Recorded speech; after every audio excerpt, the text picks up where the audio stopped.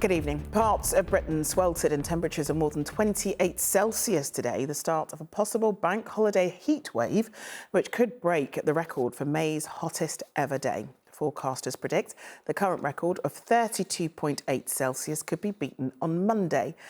Heat health alerts are in place for large parts of England, yellow in the southwest and the north, and the more serious amber across the Midlands, East Anglia and the southeast.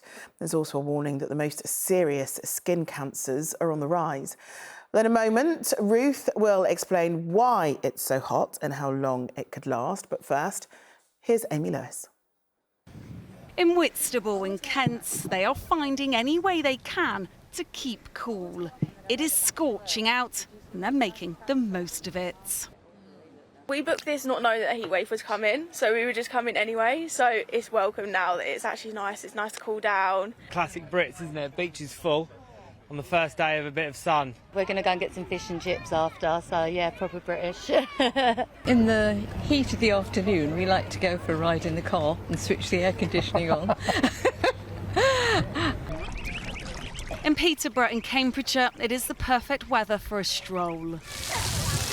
In Nottingham, it's added to the excitement that the school holidays are here. And there is more of this to come. It's forecast to reach 33 degrees this bank holiday weekend. That would break the current May record of 32.8 degrees set in 1922. While such high temperatures in May are rare, the trend has been rising for more than a century. The world's getting warmer and the UK is getting warmer. In fact, Northwest Europe is getting warmer rather faster than about twice as fast as the global average. So, when we get weather like this, it seems very pleasant, but it does affect old people in particular, affects young children in particular. So, heat waves matter.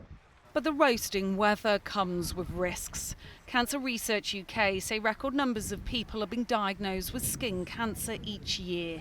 In one of the country's most studious cities, Oxford, they're being sensible in the sun. What precautions do you take when it's this hot? I mean, you always have to wear sunscreen because you don't want to age your skin too much. And then a lot of water. I always carry like a hydro flask of water because you always have to stay hydrated. Yeah, water's key. I always wear my sunglasses, I have sun cream on, I make sure I've got water with me at all times. I tend to be, pretty sensible, I think. Like winters, we seem to see a lot less snow. In the summers, they seem to get a lot hotter and less wind as well. So it definitely feels a lot hotter than it used to this time of year. Come on, man. But many are trying to enjoy it whilst it lasts. Amy Lewis, ITV News. Well, the hot temperatures are having an unexpected impact in parts of South Wales. Households there have been told to boil their water before using it to drink or to cook. ITV Wales health reporter Katie Fenton is in Pontypridd for us. Katie, do we know what's causing this?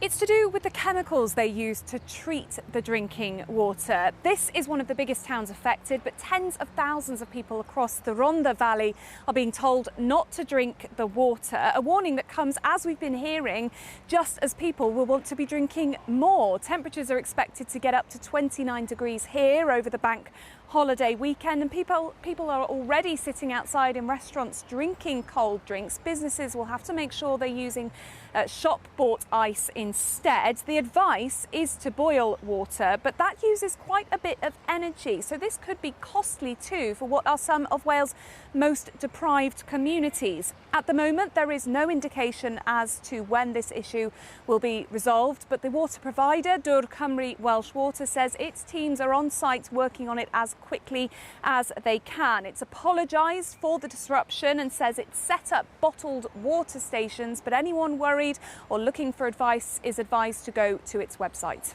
OK, thanks very much, Katie. Let's talk now to Ruth Dodsworth, who's at Newport Wetlands in South Wales for us. Ruth, do we know why the weather has so suddenly changed?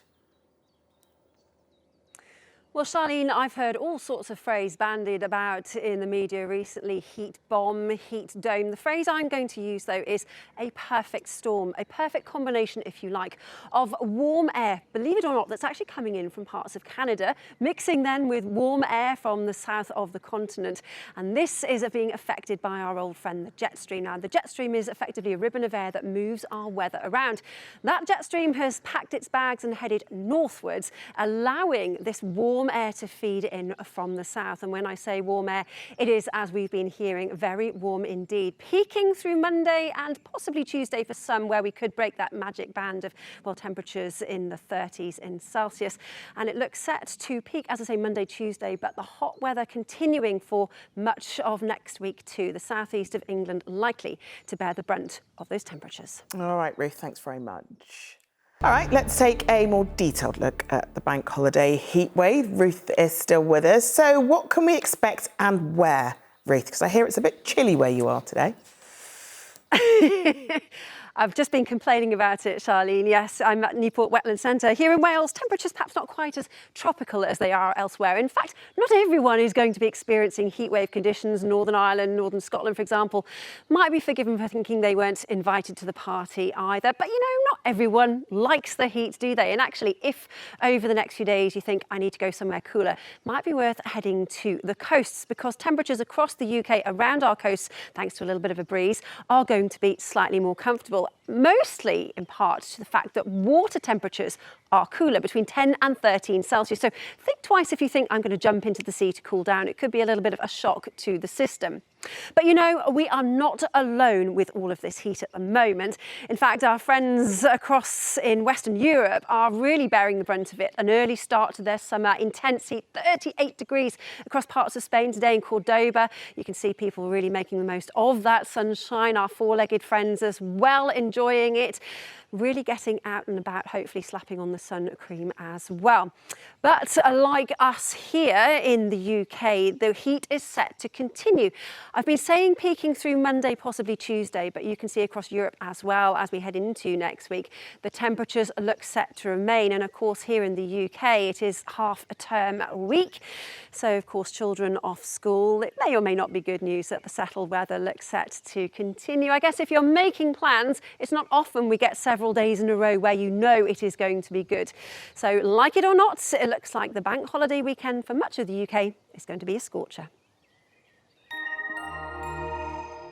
Quite such a scorcher here at the Newport Wetlands. In fact, the sunshine is probably about to disappear any minute now as the cloud builds. The cloud certainly building across parts of Scotland and Northern Ireland. And here we've got some rain as well, which into the overnight period could be quite lively. We could see some lightning as that wet weather hits the warm air. But either side of that, skies will remain largely clear, with a variation in temperature here in the south of Wales, for example, 12 or 13. London, the south, east, hovering at around 17 or 18 by the time we wake to tomorrow morning.